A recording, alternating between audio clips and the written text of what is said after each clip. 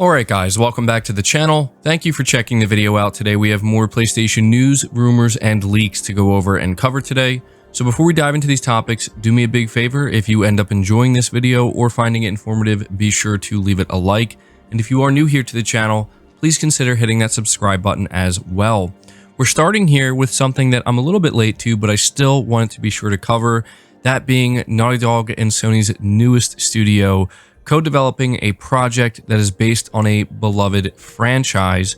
Reading from Push Square, it says, last week we brought you word that Sony is building a new internal development team in partnership with PSS Visual Arts. Based in San Diego, this secretive support studio previously contributed to the recently released Last of Us Part 1 from developer Naughty Dog. Now another job listing in the San Diego area has given us more food for thought, indicating that the mysterious team will be co-developing an exciting new project with Naughty Dog and a beloved franchise. According to reporting from Bloomberg last year, Visual Arts had initially wanted to remake the first Uncharted game, Uncharted Drake's Fortune, but due to the nature of that title and the work that would have been required, priorities were instead shifted to The Last of Us Part 1. Drake's Fortune could legitimately use a remake to bring it in line with the rest of the franchise, and so perhaps this is something we might see further down the line. And this is pretty much what everybody is thinking at this point now that we have a second job listing with this project, now claiming it's based on a beloved franchise.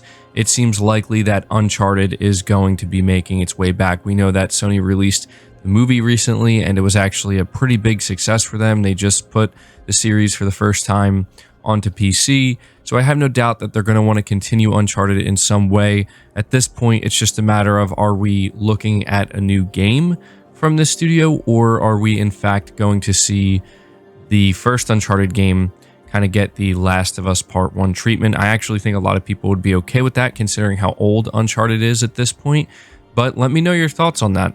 Next up, we have an official premiere date, apparently, for The Last of Us HBO series.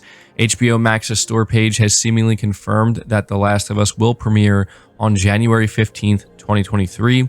There hasn't been an official press release about the premiere date yet, although the fact it's listed on HBO Max's site implies that this is the real deal.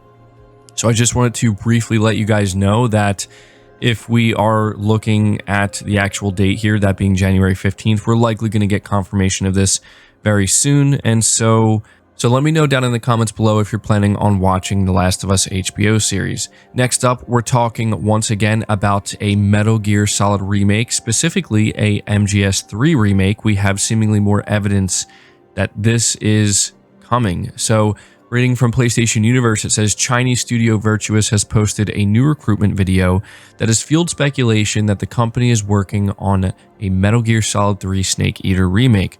The recruitment video has been doing the rounds online on social media over the weekend and focuses on Virtuous Studio Montreal office and the art team. At one point in the video, you can see the Art of Metal Gear Solid book sitting on the desk of one of the artists. While this isn't exactly that exciting, it does add a bit more credence to the reports that Virtuous is supposedly working on a remake of Metal Gear Solid 3. The studio was reportedly handed the Metal Gear Solid license by Konami, and an employee with the company claimed that it was working on a, quote, unannounced AAA action-adventure game remake, end quote. So yeah, this is something that I saw a lot of Metal Gear Solid fans talking about because, you know, it does certainly add to the story. We haven't heard too much about it. VGC is the one who said that, from what they've been told, it's a Metal Gear Solid 3 remake, and Kojima has actually been brought on as a consultant. And now we are seeing one of the developers at this studio prominently, you know, featuring the art of Metal Gear Solid. You know, within this video, it's, you know, it's one of these things where it's like, we can't look at this and say this is absolute proof, but again, it just kind of adds to it. And so what I will say is, you know, if this is real, I'm hoping we get the official announcement sometime soon. And, you know, this is just one of those games where I'm not familiar with the studio, but I hope that they can do it justice. I hope that they can do it right, because, you know, getting a proper Metal Gear Solid remake, even, you know, with Metal Gear Solid 3, would be huge. Anybody asking why they're starting with 3, it's because in the timeline, it's technically the first game in the series. So that's why they would want to start with MGS3. But there you go. Let me know your thoughts on that. Next up, we have some interesting information from Sony, as they have recently put out their earnings report. Reading from PlayStation Lifestyle, it says Sony Interactive Entertainment has lost nearly 2 million PlayStation Plus subscribers since the service's revamp.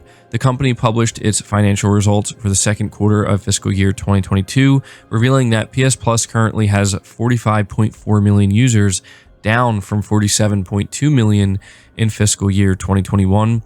So this equates to about a 4% decrease year over year, and we have Sony's chief financial officer, Hiroki Totoki, citing a couple of reasons and explaining what's going on here.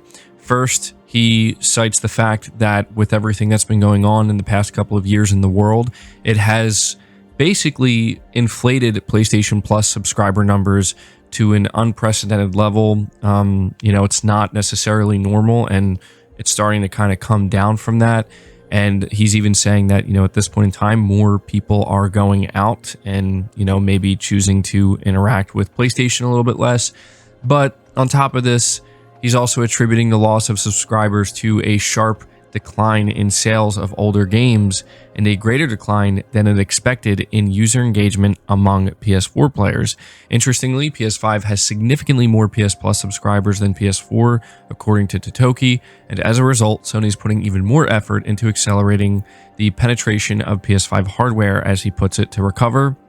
And the company also believes that improving the service and running promotions will help, obviously. And so this is some pretty, I think, interesting data. I mean, look, it's not a good look for Sony after, revamping PS Plus to kind of come out and say we've actually lost nearly 2 million subs. But, it's one of these situations where it's hard to say if we've seen the peak of PlayStation Plus at this point. One thing they are citing that I do think is important to pay attention to mostly has to do with PS4 user engagement.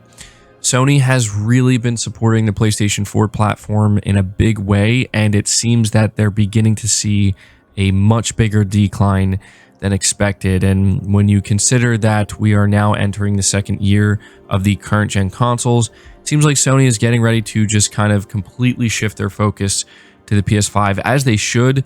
Because when you start to see that decline in engagement, it's, indicative of people ready to move on. And so we'll see. We'll see if Sony can kind of recover from this, but definitely, I'd say not ideal for PlayStation Plus. However, we do have some good news, in my opinion, for the PS5, as it has officially reached 25 million units sold worldwide. Coming from PlayStation Universe, Sony Interactive Entertainment has announced during its latest earnings call that PS5 shipments have now reached 25 million worldwide. A total of 3.3 million PS5s were moved during the 3-month period ending on September 30th, 2022, matching the same amount of consoles that moved last year during this period. PS5 sales now stand at 5.7 million for the first half of fiscal year 2022, although Sony still believes it will be able to hit its 18 million target for the end of the current fiscal year. The hardware manufacturer said that PS5 sales were progressing well and that it was able to manufacture 6.5 million consoles during Q2. Looking ahead, Sony aims to ship 23 million PS5s during the next financial year, beginning April 2023. This would put it ahead of PS4 at the same stage in its life cycle. So a couple of things to note here. Number one, Sony still, at this point in time, even though they are beginning to fall short, is not adjusting or changing their 18 million units sold by the end of this financial year. That tells me that they are incredibly confident going into this holiday season and even the first couple of months of 2023, because they're going to have to sell a lot of units. And I think that they will be able to do that with games like God of War and maybe Forspoken, and, assuming they have a state of play or two before, April 1st of next year. I think they could do it, and I think it really just comes down to if they're going to be able to produce enough units. They seem incredibly confident.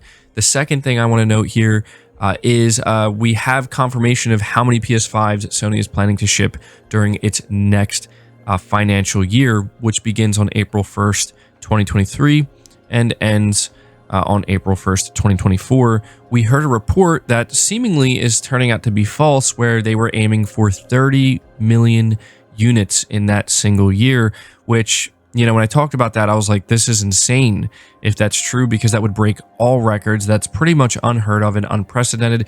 It seems that it's too good to be true. Maybe for the best, because there's a good chance Sony wouldn't have been able to sell that many units. Instead, they're looking at 23 million, which, to be clear, is still a massive amount of consoles in a single year. So yeah, we're looking at 23 million for the next financial year. And clearly Sony's only going to be able to do that by creating a lot of demand through, you would assume, exclusive games. But there you go. That's the latest I have for you when it comes to PS5 sales. One other thing I want to tack on here is Sony reveals that God of War 2018 has now sold over 23 million copies across PS4 and PC, coming again from their latest financial report. This is what they're revealing. And, you know, the last we heard, it sold 19.5 million units. This was before it released on PC. So clearly PC has helped bump this number up. I'd say by a significant amount here, you know, basically 3.5 million units. I'm sure not every one of those units were sold purely on PC. Some of them are still probably sold on PS4 and PS5, but there we go. God of War, over 23 million units sold. That is, for anybody who's wondering, absolutely incredible. Absolutely incredible for a first-party title from Sony. But closing out this video, continuing to talk about God of War, I would just want to let everybody know that God of War Ragnarok's preload is officially kicking off today on both PS5 and PS4. Coming from PlayStation Universe, it says Santa Monica Studios' God of War Ragnarok is just around the corner, and if you've pre-ordered the game, then you should probably take note that the preload is kicking off today on PS4 and PS5. To be more specific, Ragnarok's preload is now available in New Zealand, and the rest of the world will be getting access to it throughout the course of the day. So obviously it's going to be a very large game on both PS5 and PS4. So if you have it pre-ordered digitally, make sure you preload it. Next up, we're talking about Sony addressing the major leaks when it comes to God of War Ragnarok. There is a message from Santa Monica that they wanted everybody to hear. They say, as we approach launch, it is important for our studio to preserve the experience of God of War Ragnarok for players who want to enjoy the game for the first time without spoilers. What we ask is that you please be considerate to the many fans who do not want to accidentally see clips, gameplay, or narrative spoilers and avoid sharing them wider. We are doing our best to limit the exposure of unsanctioned footage and screenshots, but the reality is that we cannot catch everything. For those of you who do not want to risk seeing anything before launch, we strongly advise that you mute any keywords or hashtags associated with the game until release day.